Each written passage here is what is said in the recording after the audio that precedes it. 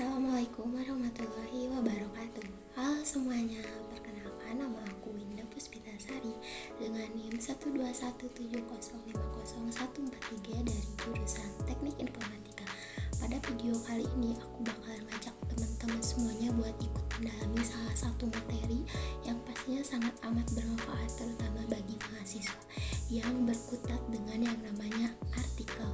Nah, yang dimana artikel ini tuh kayak sudah sangat tidak asing untuk didengar terutama bagi mahasiswa. Nah, tanpa perlu basa-basi ataupun lama-lama lagi, langsung saja kita masuk ke sesi WMI Winda Memberi Edukasi. Let's go.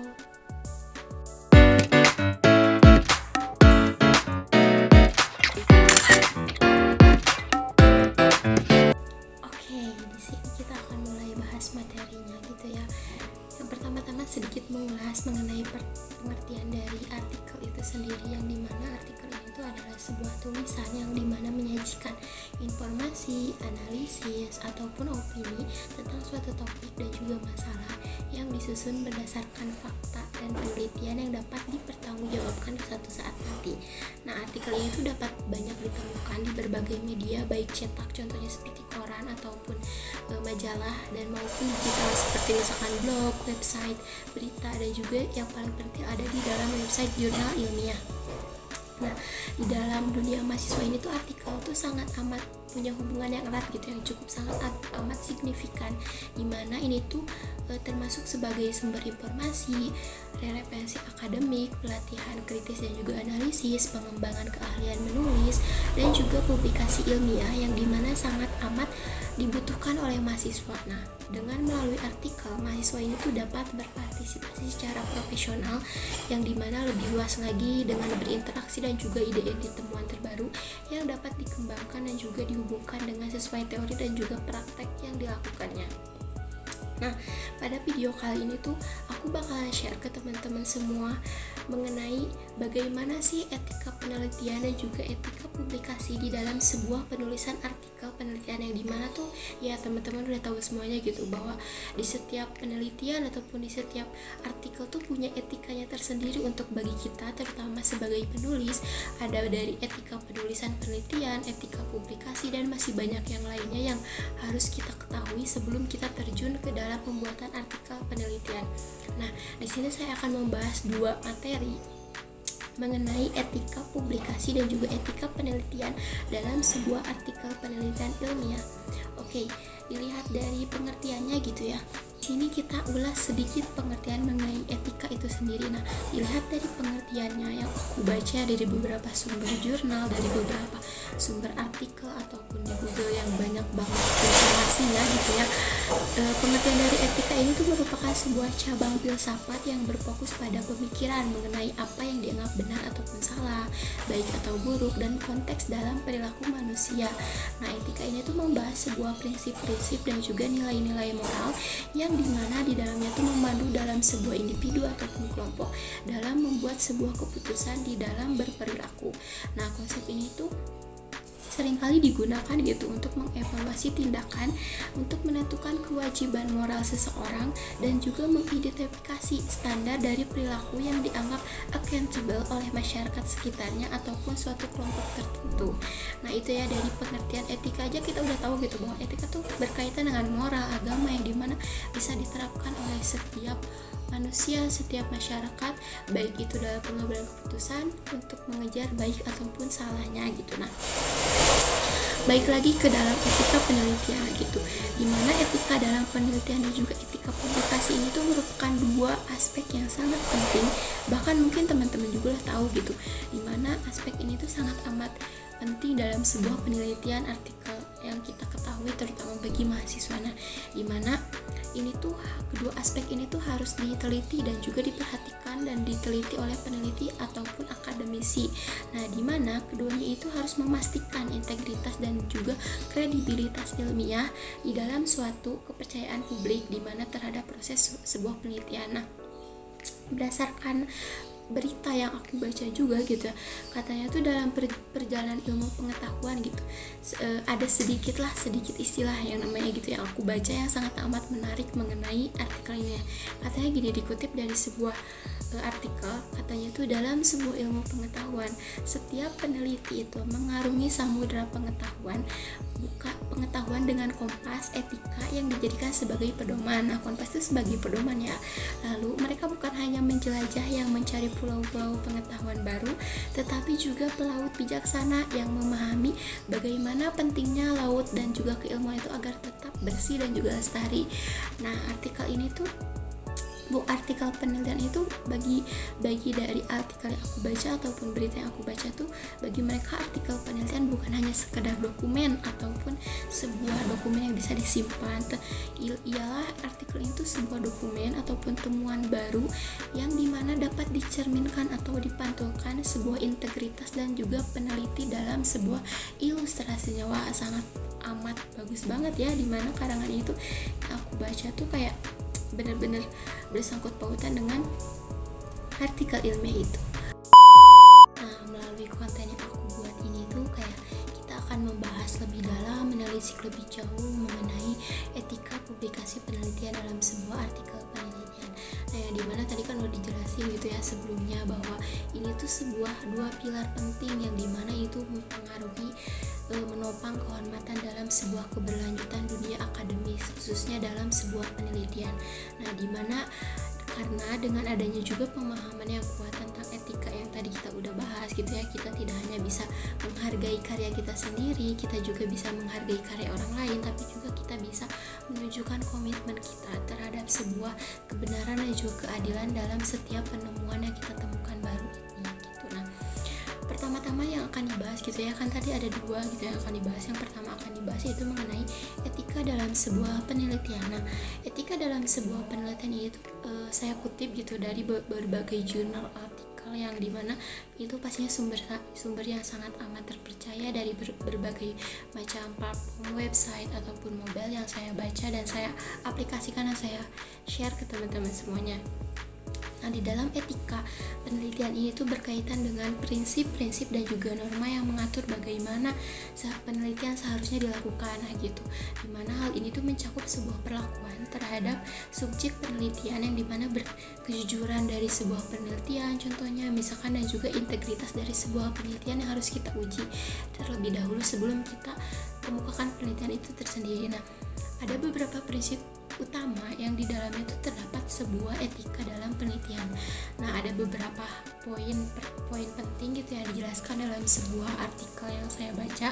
Yang pertama ada menghormati hak dan juga martabat dari partisipan. Nah, penelitian ini tuh yang melibatkan manusia harus selalu dilakukan dengan penghormatan penuh terhadap hak dan juga martabat di setiap individunya. Nah, dari jurnal yang saya kutip tersebut, mereka mengemukakan contohnya itu seperti persetujuan setelah pemberian informasi. Nah, di mana di setiap partisipan harus diberikan informasi secara lengkap dan juga secara rinci bagaimana tentang tujuan dari penelitian, metode yang akan digunakan, serta potensi manfaat dan juga resiko yang nantinya akan ditimbulkan ke depannya. Nah, persetujuan ini tuh harus diberikan secara bebas tanpa adanya tekanan ataupun paksaan dari pihak yang lain ataupun manapun. Nah, contoh yang lain ada privasi dan juga kerahasiaan dalam sebuah artikel penelitian ataupun penelitian yang akan kita lakukan. Nah, yaitu contohnya seperti melindungi identitas dari si partisipan dan juga menjaga kerahasiaan informasi mereka yang dimana itu adalah bersifat esensial ya. Jadi mereka tuh tidak mau identitas mereka tuh terbuka ataupun ada yang tahu gitu. Nah, jadi partisipan tuh harus menjaga dari identitas dan juga kerahasiaan informasi tersebut. Nah, di mana penggunaan data bisa dilakukan secara anonim dan juga pseudonim. Nah, di mana adalah sebuah praktek yang baik untuk mencegah identifikasi dari partisipan. Jadi kita sebagai partisipan tuh kayak bisa menggunakan identitas anonim yang dimana kita bisa menjaga kerahasiaan informasi yang mereka jaga gitu. Nah, yang kedua itu ada integritas dari si peneliti itu tersendiri. Nah, integritas ini tuh merupakan dasar dari semua aktivitas penelitian. Nah, dari jurnal yang saya baca, dari jurnal yang saya kemukakan dan saya dapat juga mereka ada hal-hal yang mencakup, contohnya seperti yang pertama kejujuran. Nah, dari kejujuran itu misalnya peneliti itu melaporkan data dan juga hasilnya tuh secara jujur tanpa ada manipulasi data. Jadi kayak datanya tuh harus real, sesuai fakta, dan juga tanpa ada manipulasi dari manapun. Nah, yang kedua ada transparansi. Nah, di mana transparansi ini tuh partisipan harus menyediakan akses ke metodologi, data, dan juga hasil analisis untuk memungkinkan review yang independen dan rekapitulasi studi yang baik dan juga benar. Jadi tanpa adanya, jadi transparansi datanya tuh harus jelas gitu. Ini kayak A, ini B gitu. Jadi harus jelas ya. Lalu yang ketiga tuh ada objektivitas. Nah, objektivitas ini dimana sebuah peneliti harus berusaha untuk menghindari bias dan juga menjaga objektivitas dari sebuah penelitian. Nah, hal ini tuh termasuk seperti contohnya pertama ada desain dari penelitian yang kuat, yaitu dengan menggunakan metodologi yang sesuai untuk memaksimalkan bias. Jadi gunakanlah metode yang memang sesuai dan juga memang seharusnya dipakai dengan konteks biasnya itu sendiri. Nah, yang kedua contohnya itu ada analisis data yang objektif dengan mengimplementasikan data berdasarkan bukti, bukan prasangka pribadi ataupun harapan. Jadi di sini kita tuh harus menganalisis bahwa bukti itu akurat, jangan sampai bukti itu tuh hanya semata-mata harapan ataupun mendengar dari orang lain tanpa adanya bukti ataupun memang yang bisa meyakinkan bahwa data itu valid. Nah, lalu yang keempat ini tuh adalah yang terakhir ya dari prinsip utama dari etika penelitian. Yang keempat juga ada perlindungan dari resiko. Nah, peneliti ini tuh bertanggung jawab untuk melindungi partisipan dari resiko. Nah, resiko-resiko yang ditimbulkan seperti misalnya evaluasi resiko manfaat. Nah, ini tuh yang dimana menganalisis potensi resiko dan juga manfaat dari penelitian sebelumnya yang sudah dilaksanakan. Nah, contoh yang kedua, meminimalisasikan resiko dengan mengambil langkah-langkah untuk mengurangi setiap resiko kepada partisipan sebanyak mungkin. Jadi kayak meminimalisir gitu resiko yang akan ditimbulkan, tapi memberikan manfaat yang sangat amat berdampak banyak ataupun berdampak sangat amat berpengaruh gitu untuk sebuah partisipan. Nah, mungkin itu ya 4 pilar utama dari etika penelitian dalam sebuah artikel. Nah, sebuah artikel penelitian ataupun sebuah penelitian yang akan kita lakukan nantinya. Nah, setelah membaca ataupun menganalisis tadi mengenai pilar-pilar utama, nah di sini saya akan mencoba memberikan contoh penerapannya dalam sebuah artikel. Nah, saya dapat dari sebuah artikel dari jurnal dari sebuah website terpercaya. Nanti saya akan cantumkan linknya di sini. Nah, ini tuh artikel yang saya baca sebelumnya tuh merujuk dari salah satu jurnal yang saya ambil yang dapat dijadikan sebuah contoh dari pelanggaran etika penelitian, yaitu mengenai penelitian biomedis. Nah, biomedis. Jadi kayak ini menarik bagi saya, di mana dalam jurnal artikel tersebut dipaparkan bahwa pada tahun 2000 di Amerika Serikat, penipuan dalam penelitian ilmiah diartikan sebagai pemalsuan dan juga plagiarisme dalam proses pengusulan, pelaksanaan, dan juga publikasi. Nah, hasilnya di negara-negara Nordik, mereka mengusulkan bahwa definisi penipuan yang lebih luas dalam penelitian ilmiah yang menggambarkan sebagai penipuan, yaitu ketidakjujuran dalam tingkat apapun.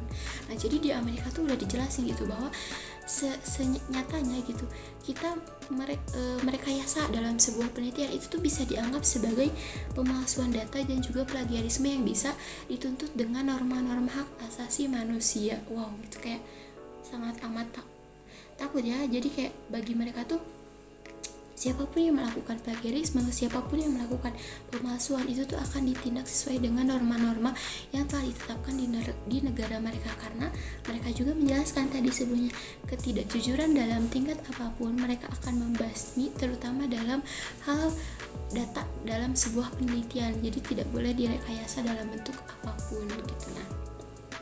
Nah, dari materi yang kita bahas tadi sebelumnya gitu ya, ada beberapa salah satu jurnal yang saya baca juga gitu ya, ada beberapa contoh permasalahan dari prinsip-prinsip utama yang tadi kita bahas sebelumnya. Ada 4 prinsip ya. Nah, ada dari penelitian biomedis yang tadi saya sebutkan gitu ya. Nah, yang pertama, dari mereka tuh menjelaskan bahwa membawa pasien pada risiko atau dengan desain penelitian yang tidak memadai, pengawasan penelitian yang tidak memadai, mengabaikan efek samping ataupun penerapan protokol penelitian yang tidak memadai.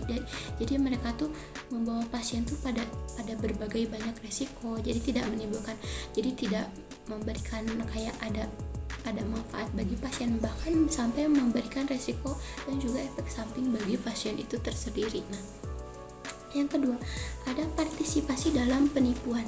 Jadi di dalam penipuan, dalam artikel jurnal biomedis itu menyebutkan bahwa partisipasi itu tuh banyaknya tuh penipuan gitu, nipu, nggak ada keaslian ataupun valid gitu, semuanya tuh kayak palsu gitu, data baik pun hasil penelitian itu semuanya palsu, tidak ada yang benar. Nah, yang ketiga ada penciptaan atau pemalsuan hasil ilmiah. Nah, ini yang paling fatal ya, dimana hasil ilmiah itu mereka dipalsukan milik orang lain, direkayasa dan dipalsukan supaya mereka bisa mengambil dari hasil ilmiah itu secara, kalau kita lihat secara langsung tuh kayak oh ya udah ini pasti valid, padahal nyatanya tuh itu tuh semua hasil rekayasa dari mereka yang dipalsukan gitu. Nah, selanjutnya ada pemalsuan dari surat persetujuan, di mana surat persetujuan itu mereka rekayasa juga. Mereka mengambil persetujuan milik orang lain tapi mereka atasnamakan mereka, yang dimana itu tuh memang tidak diperbolehkan ya, karena itu tuh menyangkut paut dari yang namanya kesanggupan ataupun ke pemalsuan data yang memang bersifat pribadi gitu. Nah, yang terakhir ada plagiarisme. Nah, itu emang udah tanpa harus dibahas ya, plagiarisme itu sangat amat ya, mencetak copy paste dari milik orang lain, kita pakai copy paste sedikit udah gitu. Tapi kan setidaknya tidak boleh seperti itu, apalagi tidak mendapatkan izin ataupun tadi persetujuan dari orang yang bersangkutan. Nah, adapun gitu ya, itu yang tadi ya contoh dari permasalahan prinsip-prinsip utama dari jurnal yang aku baca, yaitu jurnal mengenai penelitian biomedis. Nah, adapun langkah-langkah penyelesaian yang tadi yang sudah saya jelaskan gitu ya, dari plagiarisme, pemalsuan segala macam, itu tuh berdasarkan permasalahan sebagai bahan etika penelitian yang dijelaskan di dalam jurnal itu sendiri. Jadi jurnal itu tuh memberikan contoh masalah dan juga memberikan penyelesaian dari permasalahannya. Nah, dari yang aku baca di sini tuh jurnal itu ada beberapa penyelesaian gitu. Yang pertama, membuat standar etika menjadi sangat jelas bagi semua peneliti. Nah, jadi memberikan semua standar etika yang benar-benar jelas untuk semua peneliti. Lalu yang kedua, memberikan pendidikan dan juga pelatihan bagi seluruh peneliti. Nah, ini tuh mungkin salah satu syarat yang wajib ya, karena memang pelatihan itu mungkin dibutuhkan untuk peneliti supaya bisa tahu gitu arahnya tuh kemana, terus mereka tuh tidak tersesat di jalan yang salah gitu ya. Nah, yang ketiga ini tuh ada mengidentifikasi secara jelas metode pemberian saksi terhadap perilaku tersebut. Nah, jadi yang tadi contohnya ada di negara Amerika, jadi mereka memberikan saksi yang berat bahwasannya itu tuh salah gitu. Jadi adanya kayak mungkin dari mereka tuh ketakutan tersendiri untuk bisa melakukan hal itu gitu. Nah, yang terakhir ada memperkenalkan kontrol yang lebih ketat terhadap penelitian yang disponsori gitu. Nah, itulah mungkin dari pembahasan mengenai etika dari penelitian. Sangat amat kompleks dan juga mungkin semoga dapat dipahami ya, karena di sini kita sama-sama belajar. Tapi yang saya tangkap dari beberapa jurnal dan juga artikel yang saya baca itu sangat amat kompleks dan bisa saya sangat amat pahami, yang dimana itu memang tidak boleh terjadi. Kita sebagai peneliti itu harus benar-benar tahu gitu apa etika dari sebuah penelitian yang akan kita lakukan. Nah, oke, itu mungkin dari pembahasan mengenai etika penelitian yang akan kita lakukan terutama bagi mahasiswa untuk kedepannya. Nah, selanjutnya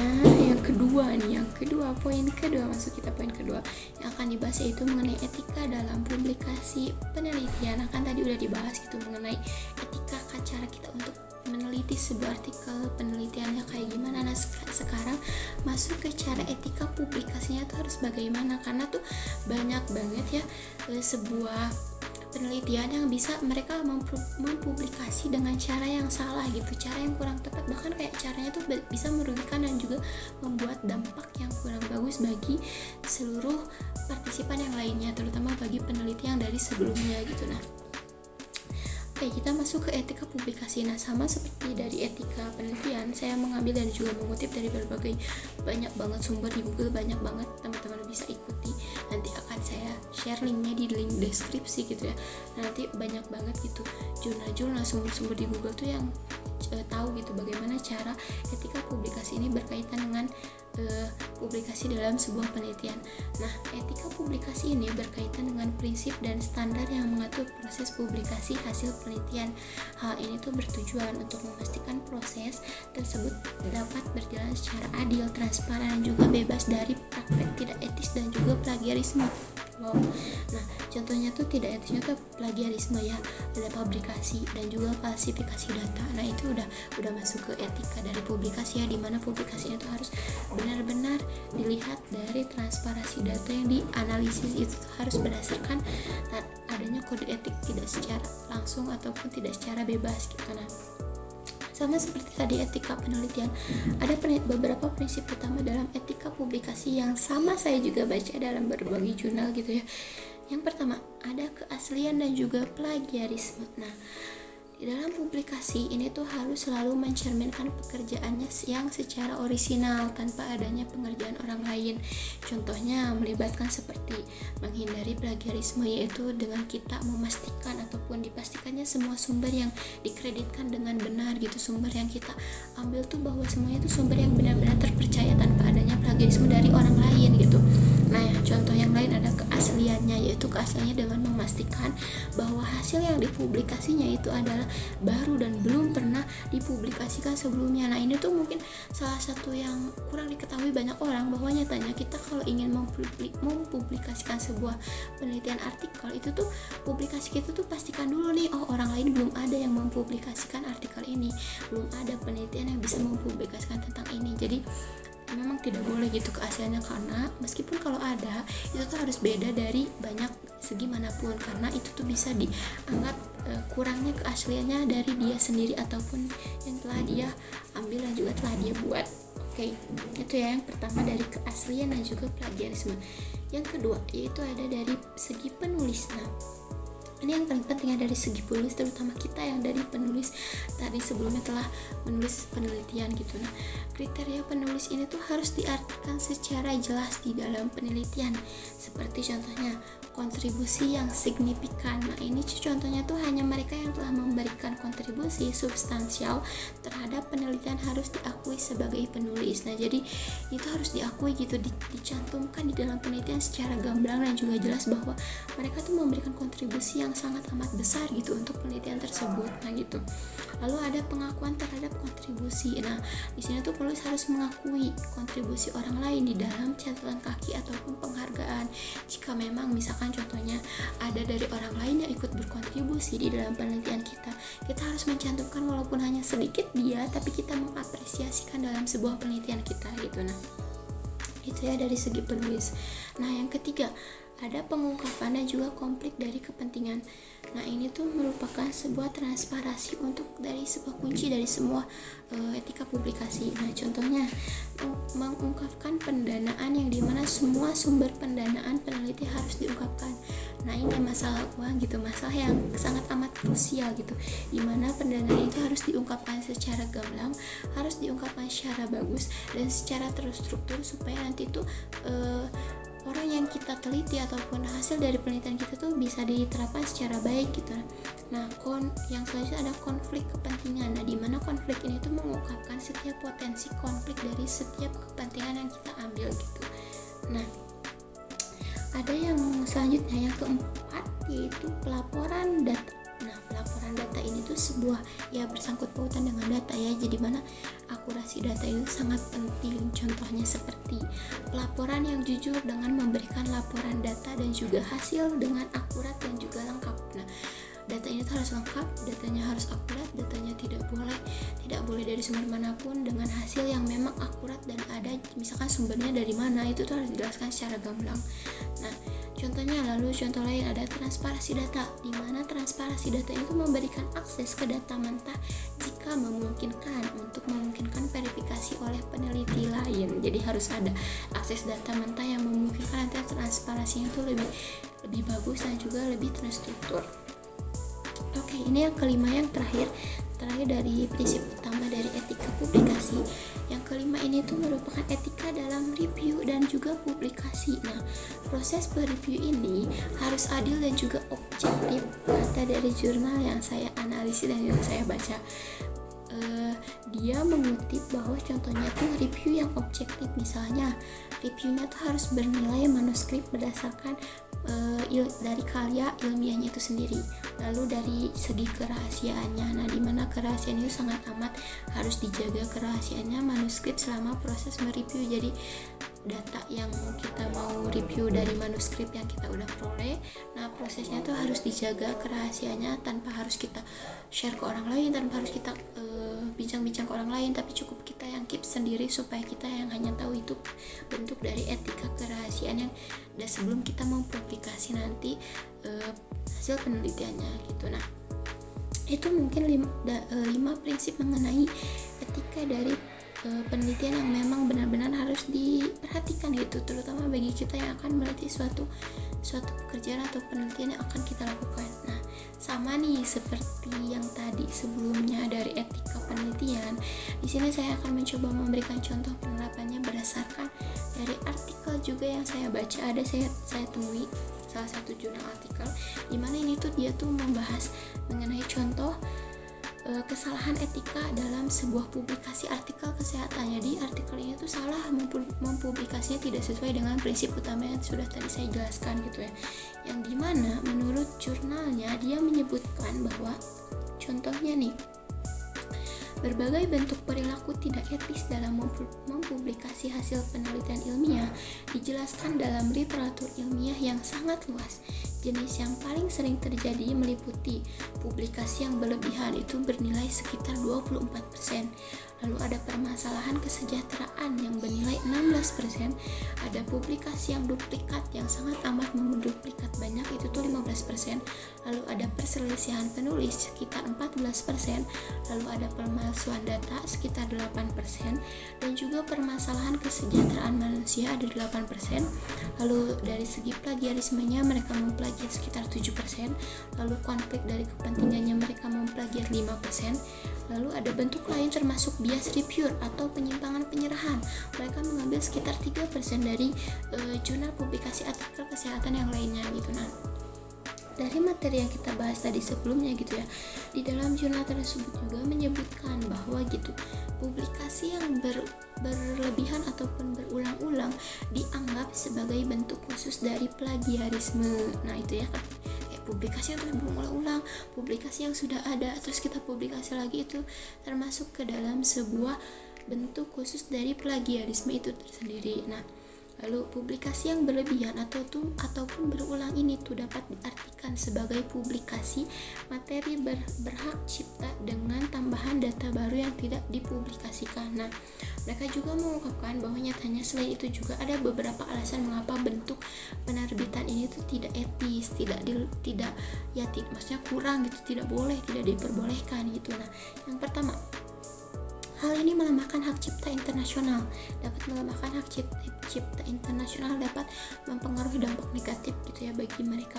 Yang kedua, duplikasi data dengan data baru menghabiskan waktu yang sangat berharga bagi para reviewer lainnya gitu. Nah, jadi kayak kalaupun ada data baru ya diduplikasi, itu sangat amat memakan waktu yang banyak gitu bagi para reviewer lainnya gitu. Yang ketiga, hal ini mengarah pada perluasan yang tidak perlu terhadap literatur yang sudah diterbitkan dalam jumlah yang sangat amat besar. Nah, jadi ini tuh sangat amat perlu perluasan yang mengarah yang sudah diterbitkan dari sebelumnya gitu dengan jumlah yang besar.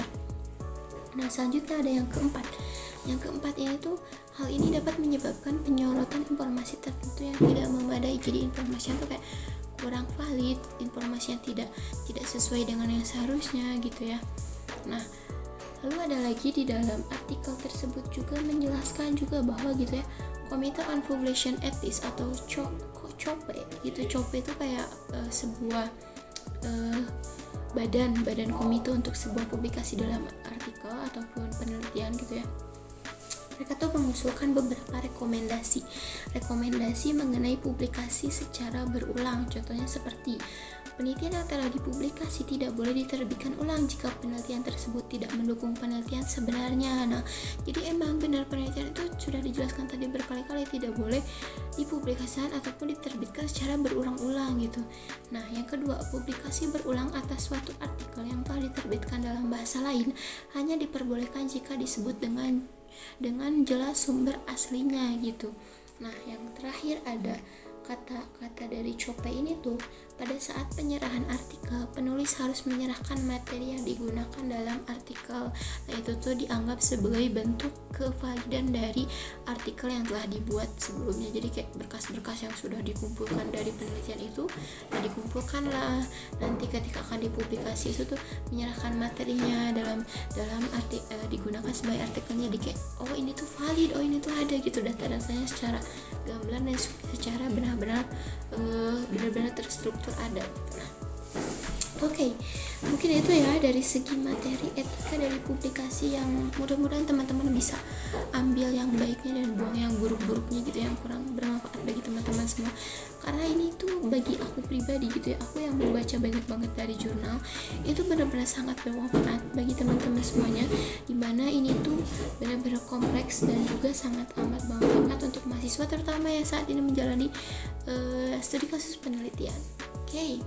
Nah, mungkin itulah materi mengenai etika dalam penelitian dan juga publikasi dalam sebuah artikel penelitian. Nah, oke, sedikit gitu ya aku ulas itu, memberikan kesimpulan yang dimana di dalam proses perjalanan mengejar kebenaran dan juga pengetahuan, etika berfungsi sebagai kompas yang dimana dijadikan sebagai pedoman untuk membimbing dan juga meneliti. Nah, dari perencanaan dan juga pelaksanaan penelitian hingga momen di mana temuan itu dibagikan dengan dunia luar, setiap langkah tersebut membutuhkan penelitian ataupun pertimbangan etis yang sangat amat mendalam.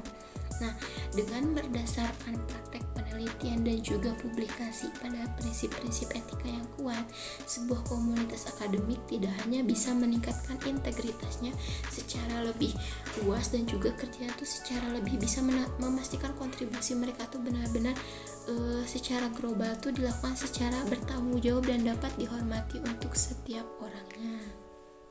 Nah, dengan tadi kita udah mengulas ya mengenai prinsip-prinsip etika itu tuh, dengan mendasar dari praktik penelitian akan kita lakukan dan juga publikasi yang mengutip pada prinsip-prinsip etika yang benar-benar kuat dan juga etika yang benar-benar seharusnya terjadi, komunitas akademis tidak hanya meningkatkan integritas kerjanya, tetapi juga mereka bisa untuk memastikan bahwa kontribusi mereka terhadap pengembangan ataupun pengetahuan global yang dilakukan dengan cara bertanggung jawab dan juga dapat dihormati oleh seluruh masyarakat ataupun seluruh peneliti.